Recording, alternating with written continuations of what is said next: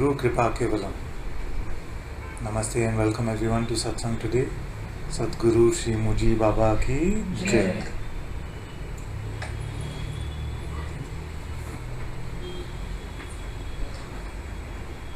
Then we can close this and put on the AC if you like. It's working now?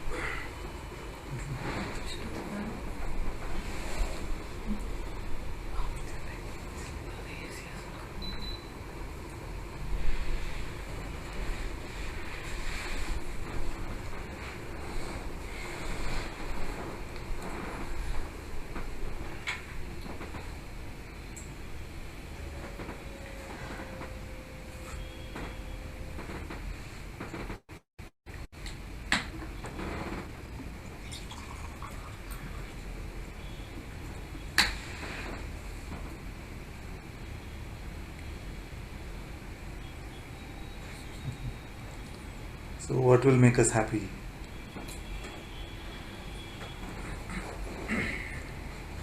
Huh? What will make us happy?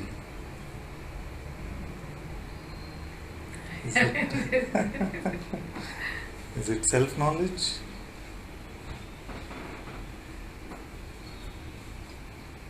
So we call this the Atma Gyan Kendra. So those who come to the Atma Gyan Kendra, which is the self-knowledge center, must be interested in self-knowledge, presumably. You'll be happy if you get the truth about yourself, realization or recognition of yourself. Isn't it?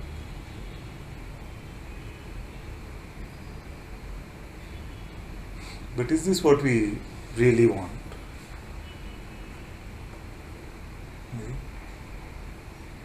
True knowledge about the self? Or is it another means to have better experiences, a better life, more bliss? So is our thirst for the truth still about some other layer of our existence?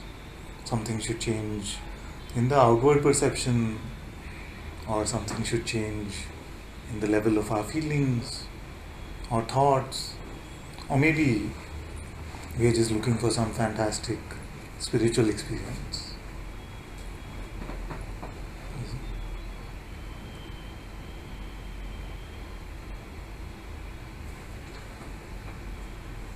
And as long as we are yearning for any of these, then the truth can seem very confusing. In fact, it will seem ungraspable, because you will try and grasp it through the window of the non-existent, one who is full of desire.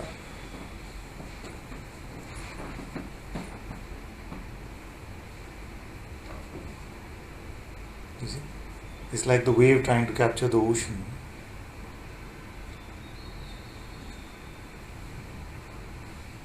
So what is it that we really want? Because if it is the self, if it is the truth, then all of us now have known now enough to know that the truth does not come and go. So it is ever present. It is available here and now. So what's the difficulty then? The only trouble is that it does not dance to what we want, how we want it to be, what we must get out of it. You see? But there is no deal like that. You see? That the truth, the absolute, or God or the universe has to conform to the whims and fancies of the one that doesn't even exist, the ego.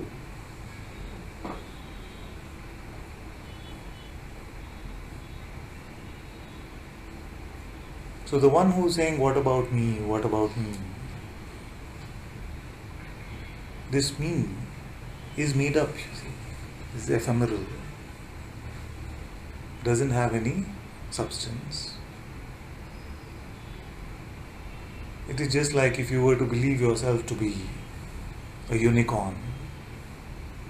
You see? A unicorn wants pink grass to eat or something like that. You see?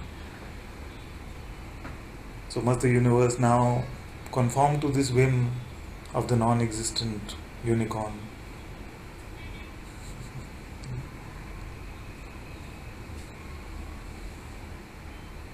And at this point, most can lose interest or will lose interest actually. Because the Mahamantra of the ego is, what's in it for me? And if there is nothing in it for me, then what's the point? You see, why am I here? What am I going to get? You see? And that is why this self-knowledge, which should be universal, seems rare actually. You see, because we're still caught up with our experiences, what's happening to me.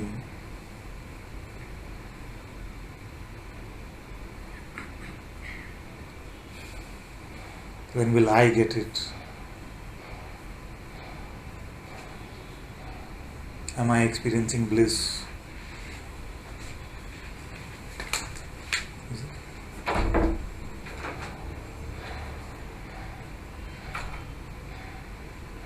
So because we are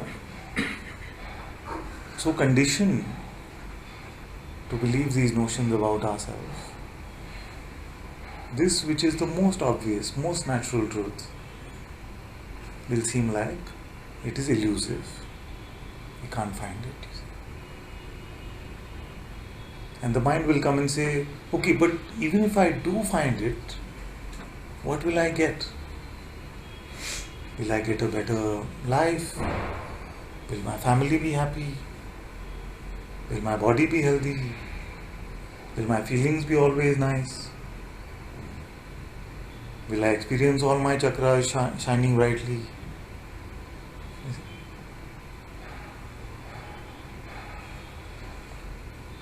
Will I have the power to levitate?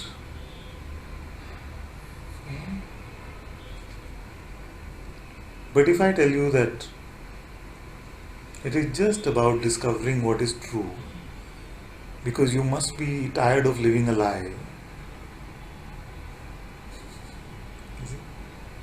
then how many would be still interested? Just because it is true and it came with no other benefit.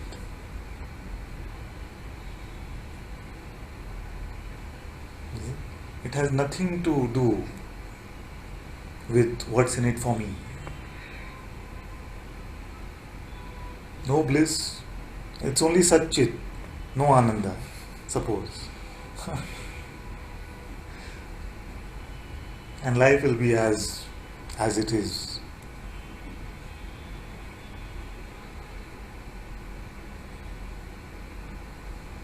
Our feelings also will be as they are. Our chakras also will be as they are, presumably.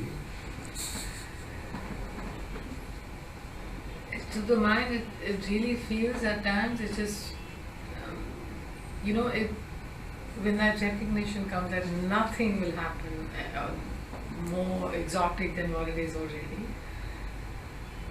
I notice either it wants to give up or it wants to pretend, no, I will get something. He's not telling, there will be something. So just kind of stay with it. He's trying to it's do just reverse psychology or something. Yeah. He's not being fully honest because it seems like he's in a different state or something. This is just not true. It's like a star mark, terms and conditions apply. Terms and conditions apply. That's what the mind says. see. So this is where we are. It's really mostly about what we really want.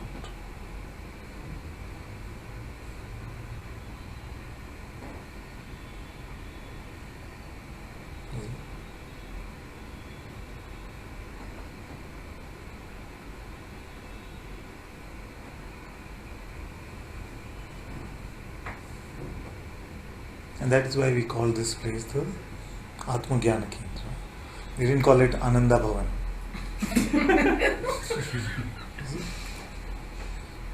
Because there is no guarantee of Ananda.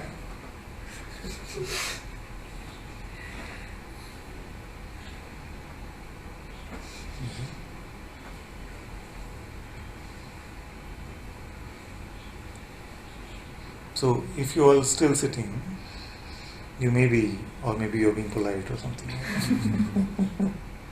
Then let's presume for a moment that you're really interested in the truth or self-knowledge or reality. So, for this we have some simple pointers. And some of you I see are new, so if the pointers don't make sense, just stop me and tell me, okay, give it to me in a simpler way, and we'll make it simpler. You see? So, before the pointer comes, there are some conditions that apply, like he said. You see? What is the condition that apply? Most of you know this. So, what is it? Cannot be a thought. You must not bother with any thought or conclusion that the mind is forming for you. You must allow them to come and go. Must not be concerned. You see? I'm not saying that you must have control over your mind should stop, none of that. But at least when the mind is offering you its same old tricks, you must allow it to come and go. You see? Second, Cannot be experienced. or any perception or experience also, you can allow it to come and go. You will not get attached to it or hanker for it, chase after any experience. That is the second one. Third one, What does it mean for me? so you must not expect that in the discovery of the self, in self-realization, you see, in the realization or the recognition of the self, it must do something for me, it must help me. So this is the first part of what we spoke about. These are the three conditions, and you will discover yourself. That is my guarantee. If you are not bothered with what thoughts are coming and going, if you are not hankering or getting attached to any experience, you see, and you have no expectations from what this must do for you, what the self must do for the ego, then I promise you that you will recognize the self.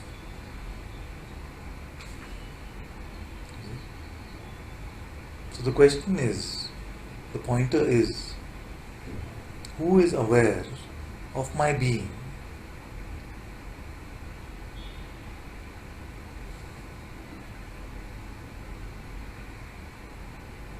And if being is not clear, then you can stop me, I can elaborate on that.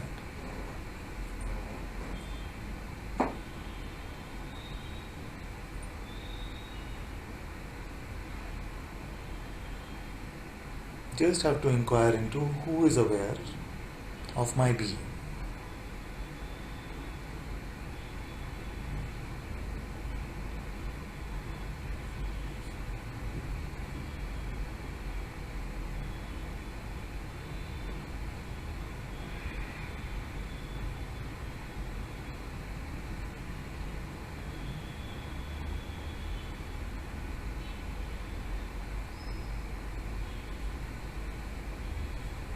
And if there are any reports or questions about this, these 3-4 things that I've said, I'm open to hearing. If something is not clear or some other doubt is there about this, let's not make it domestic at the moment.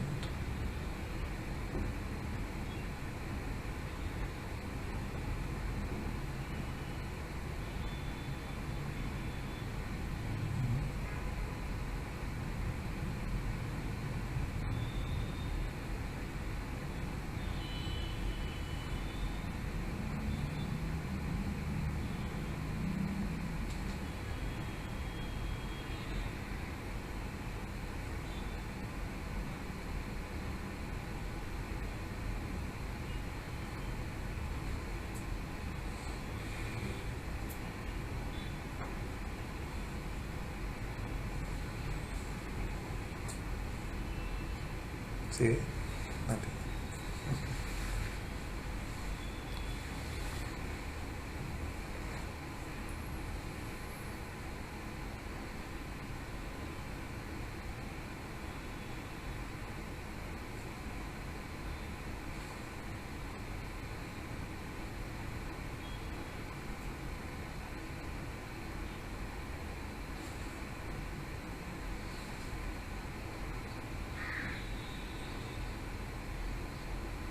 Are you aware or no?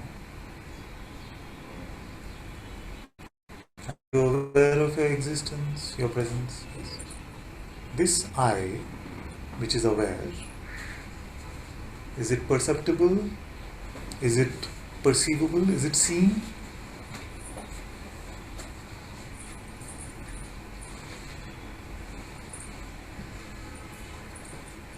It is not seen.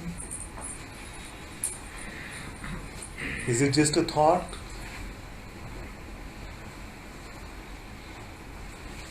That I, which is aware,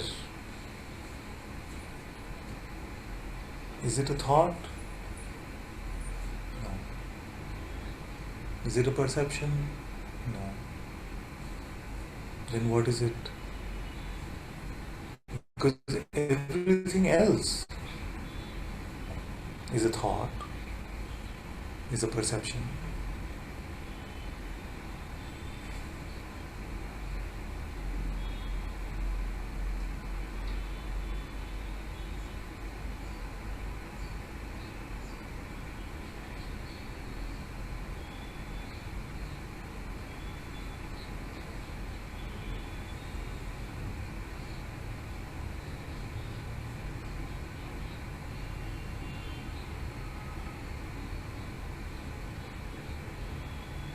You say you are aware of your being.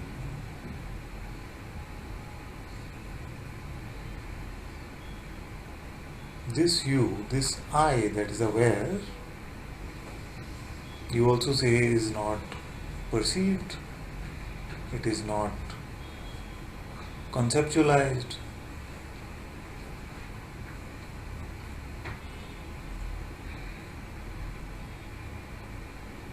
And at this point, remember the three conditions.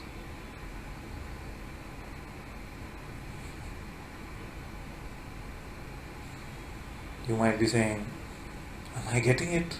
You see, so that's an expectation. Keep it aside. You might be saying, but I'm not seeing anything. Nothing is happening to me. That's hankering for perception. Keep it aside. And I'm not getting the eureka thought. Aham Brahmanasmi. That's just expectation of a thought. Keep it aside.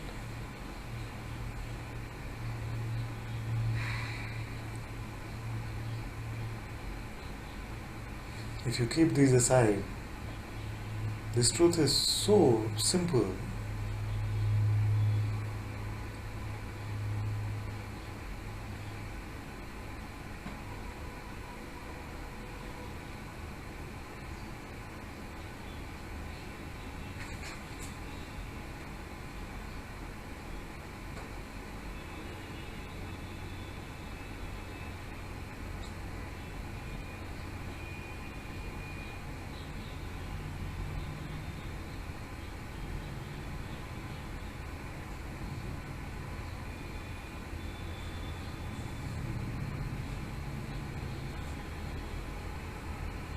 This reality, this self,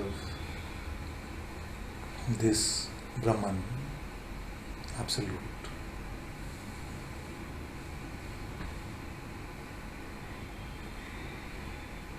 is ever present, beyond even presence, is always apparent.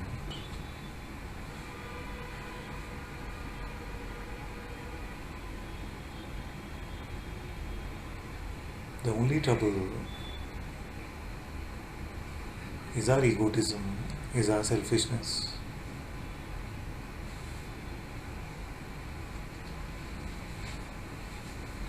And in saying that, I'm not being harsh, because there is no such actual thing called the ego. So I'm being harsh to nobody. If you believed yourself to be your imaginary friend, and if I told you that there is no such imaginary friend, would that be being harsh?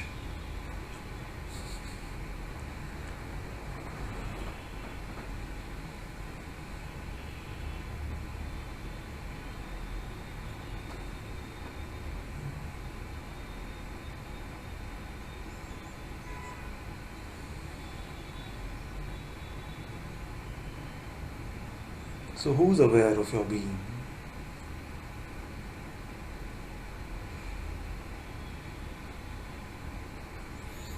I don't want to know really what the mind is saying, because it must be saying plenty, that's fine. Just let it come and go. I don't even want to know what feelings are being experienced, whether it is joy, bliss, resistance, anger, frustration. All of that can also come and go, it is fine. I don't want to know anything from the level of perception, whatever the experience might be. I just want to hear a report on who is aware of their being.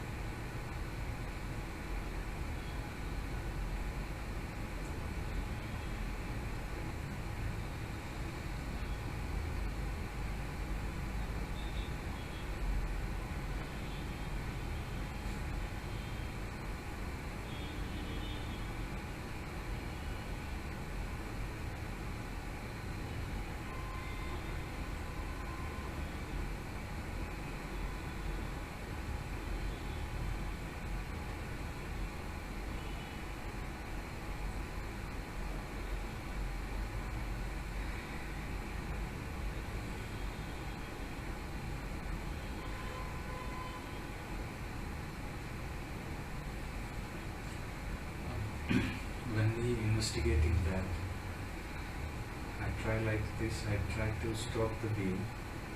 Try to stop the being? Yes, yes. To find the being. Yes. So the trying to stop the being is coming from the mind. Okay. Yeah. And it's perceived that the being cannot be stopped. Yes. So there is an awareness of the being which is Yes. which cannot be stopped. Yes. So this awareness of the being, so let's not be concerned about the attributes of the being for a moment. Yes. This awareness, what can we say about that? Nothing can be said because it's trying of to explain that it's also in front of that. Yes. But who is aware of all of this? Is it you or no? Yes. It is you. Yeah. Now, this you, nothing can be said about. Nothing can be said about. But the mind has a lot to say about you. Yes. So which version is correct? From your inner insight, you are finding that the I, real I, is aware of my existence, my being. You see? This I, but I can't find any quality, any attribute, anything that changes for this. You see? I can have no story, I can have no time, I can have no space, no past, no present, no future for this one. You see? So what is missing?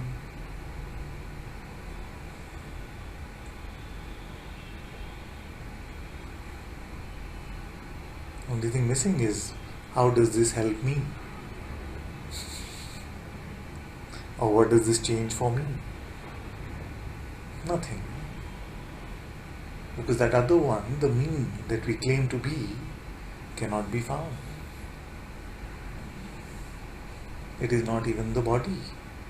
You see, you may say, I can find it, here it is. You see, but the body does not want anything to do with self-realization. You see, then why are you here? If you are the body knows nothing of the self, has no desire to recognize the self.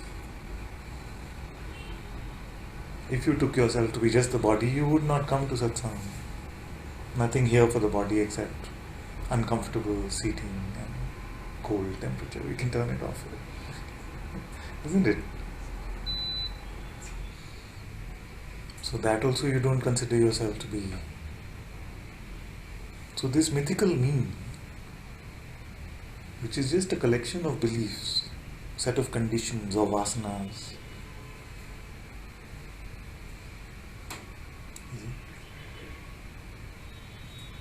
is non-existent.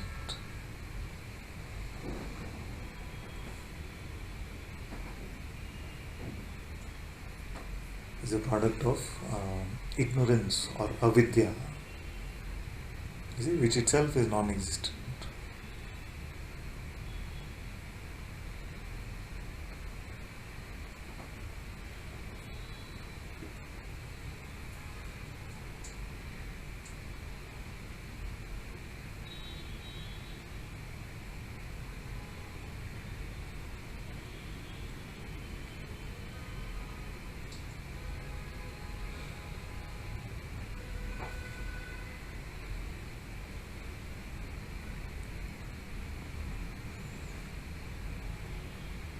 Any other report on who is aware of my being? 3 conditions? Lost? So who can remind us the 3 conditions? The 3 conditions to self-realization. It's not a thought. Not a thought. Or conclusion. It's not an experience, any perception. Perception.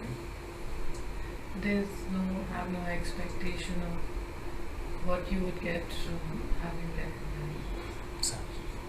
So with no expectations of what the non-existent me will get, then following these 3 conditions and inquiring into this simple question, who is aware of my being? I am telling you with full guarantee that you will discover the self.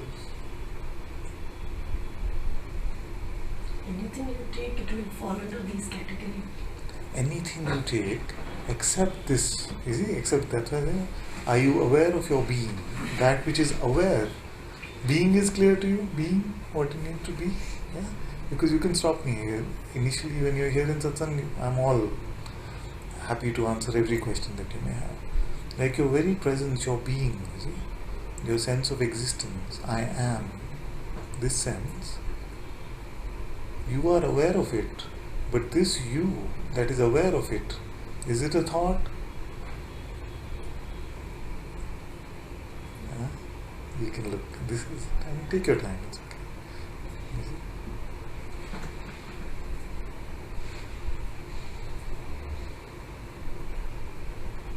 Is it like just a conclusion, like the earth is moving around the sun?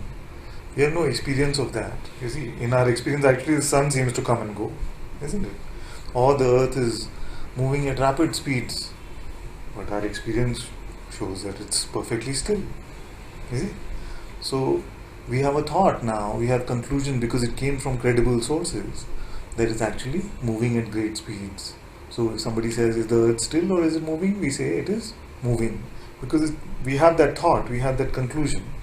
You see, a child does not have it. You see, but we have that thought. The second is an experience. You see, like what color is this sofa? It is blue because you have a perception of it. If I told you it's transparent, say, of course not. Ananta, what are you saying? It is blue. It is perceived. Now, this I that is aware of your existence, is it just a thought?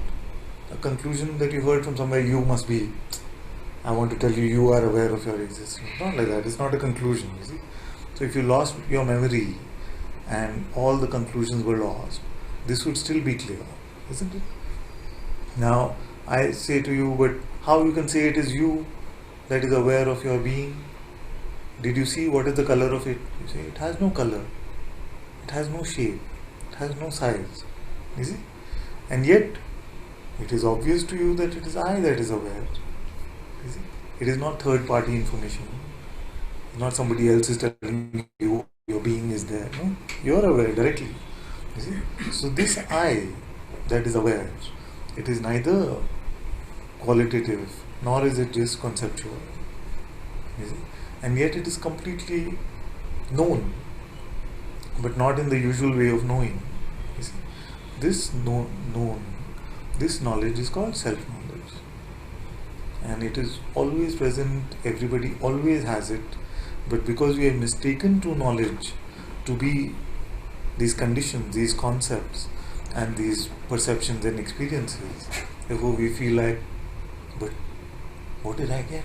I didn't get anything. You see? Is this the self? This can't be it. The mind will come and say, but this can't be it.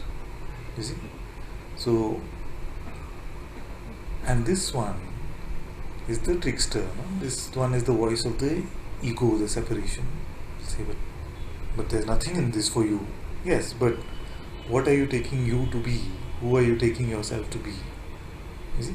For the one that considers itself to be an object which is born and it will die, for that one, this self means nothing. You see?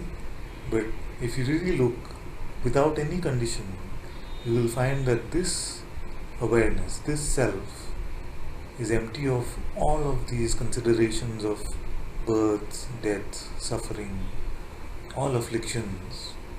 You see? All that seems to bother us. Everything that happens in time and space, it is way beyond that. It is not created, it is not destroyed, it is not hurt by anything, it cannot be harmed in any way. Like they say in the Shastras, it cannot be burnt, it cannot be cut. It just is.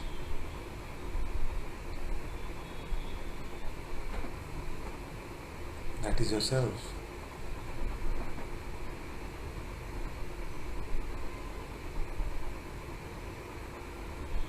Which is shining at the heart of your very existence. Even your existence is made up of this self.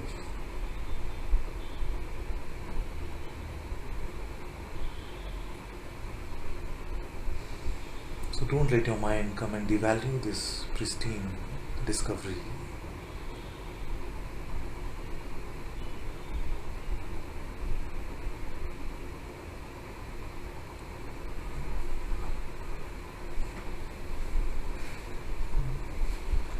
Beyond anything that will come and go, beyond the most sublime experience,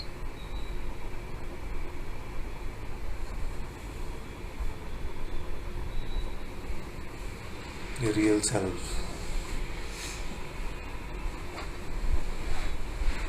ever present, pure beyond pure, empty of all afflictions, is here.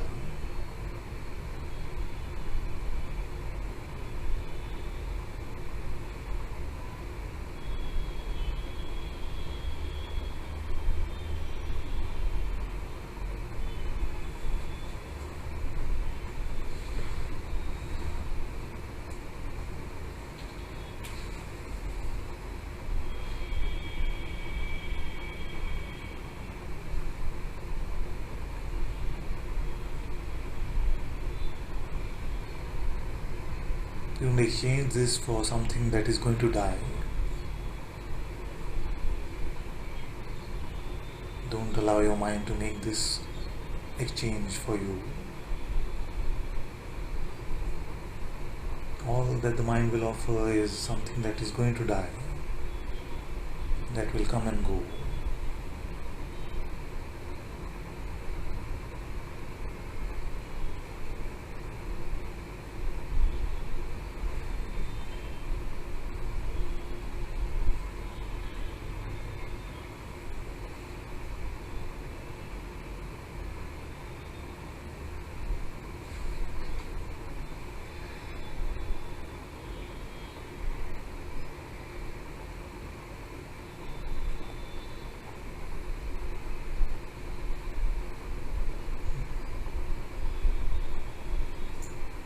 This voice that is speaking these words is your own Sadguru presence, your own divine presence.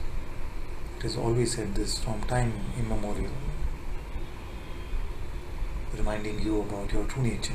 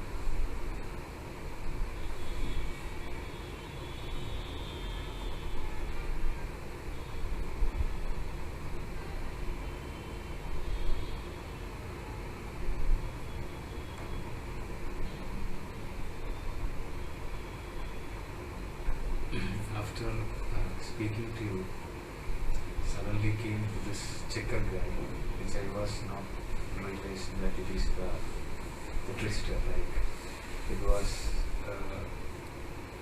checking that, but you are still immortal. There is no You're still immortal. deathlessness, like as they say. But by your grace, somehow it seems so that the death is for something else, for not me. Yeah. Because it was trying to check whether the death is disappear or not. It was not in that way. Yeah. Yes, this is one other trick from mind, because it will come and tell you, especially when satsang is over, that all this talk of self and reality and Brahman is all okay, you see, but let's get real. You are human after all, you see. You will have birth, you will have death, you see, it is you. Let's not go too far with this talk of self. You see, this kind of, he'll tell you these stories and convince you that when tomorrow you come to satsang, you'll say, Ananta, but in the real world, how do I live? You see, in the real world. But what have we heard from the sages? That which comes and goes is not real. That which is ever present is the only reality. You see, but in the world, everything comes and goes. You see, so which one is the real world? So we have got used to calling this ephemeral Maya, the coming and going, as the real one. We've considered that to be the real one. And if that is the real one, then in that, what are we? Just a tiny object, smaller than a grain of sand. And after that seeing, suddenly mind gets throwing so many attacks. Like Of course, because this is the main battle. Obviously, it will attack. No, it's not just going to give this up. You see? It might do like this full-on attack, or it might do guerrilla warfare, as I call it. You see, it'll wait for the opportunity when something, something is happening. Your partner is upset with you or something. Then it'll something. You see, it'll look for opportunities like that and say, "Come, let's get real. You are this body mind. Let's not go too far. I will help you. Let's figure out how to live this life." This kind of thing. So, or it will try to understand or hold on. You see, we don't realize that trying to mentally capture the self or intellectually capture the self is also a mind attack. To try and understand ourself intellectually is another form of distraction or mind attack. You see? So, and this is the confusion about Jnana Yoga. We feel that to come to Jnana Yoga means that we will have the greatest intellectual understanding. But this Jnana is not intellect. It is beyond, like I've been saying, beyond any intellectual inference, beyond any experiential perception.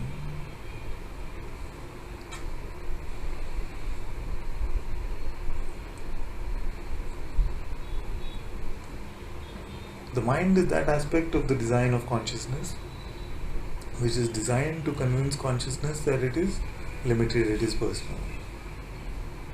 You see, so that one will do its job very well because consciousness itself has designed it.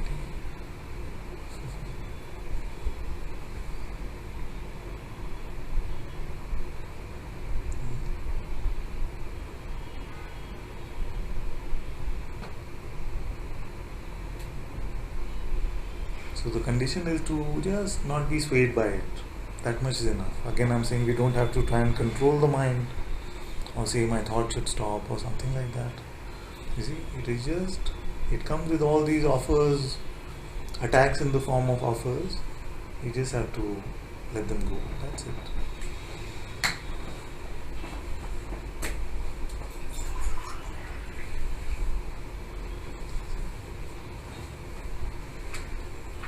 Another mind trick will be, it will try to change the question. You see? I'm saying, who is aware of your being? You will say, no, but what works better for me is to ask some other thing. He'll try to say no. You see? That I know better what the question should be, or this works for me better. Just confirm to yourself what me you're talking about there. You see? I'm sitting here saying that this question is guaranteed to reveal the self to you. I'm promising, but the mind is going, for me. So notice which me we are talking about there. These are all tricks of the mind. We'll just try to distract you away from that which is so direct.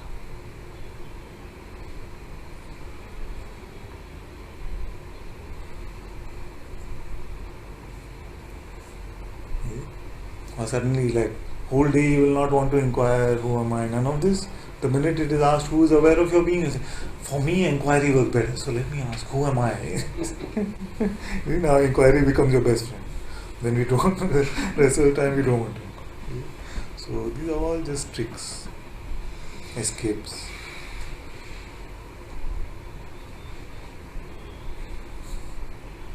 It's a simple question. Who is aware of your being?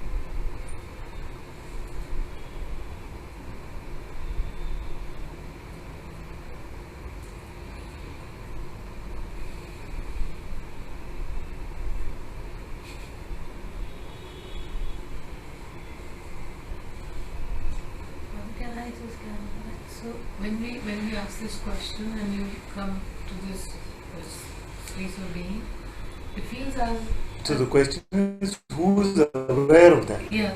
Yeah. So when you're at just being, just not asking the question, just sitting as the being, it feels that also is aware of itself, but has the quality of being present.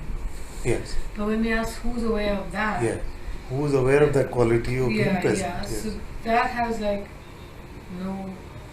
Who is it? That's me. That is you. Yeah. Now, I mean, no. good. So it is you, and it has no quality even of presence or absence. Yeah. So if I say to you, so if it does not have the quality of presence, is it then absent? No. No. So this is the amazing quality of the qualitylessness. You can neither say presence nor absence, not being nor not being nor not being. It's so pristine that none of these attributes really applies.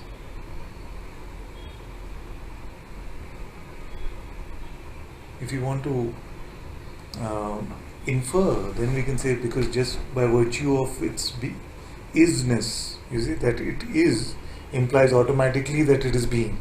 But that's just language, you see. That's just language. So don't get confused by language. There's a quality of presence to your beingness, your Atma, you see, I amness. This is also, you are aware of it, this presence. This you that is aware of it, who is that one?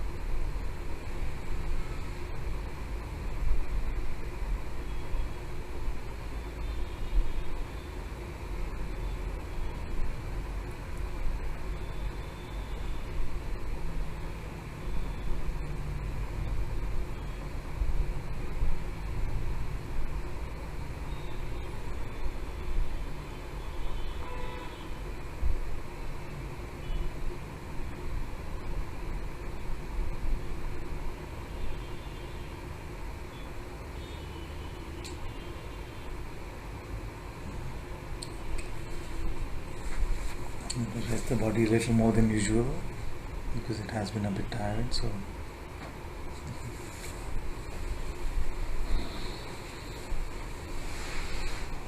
thank you all so much for being in Satsang today. Sadguru Shri Muji Baba ki Jai. Sadguru Shri Ananta-Part ki Jai. Guru Kripa Kevalam.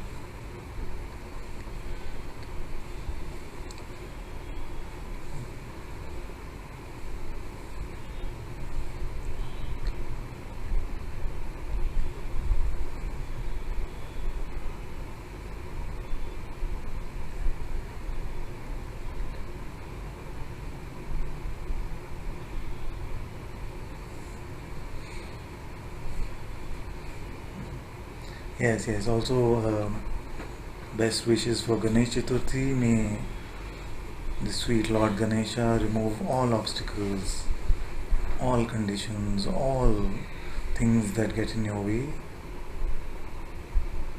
So we bow down to this beautiful expression of consciousness today. Wishing you all a very happy Ganesh Chaturthi.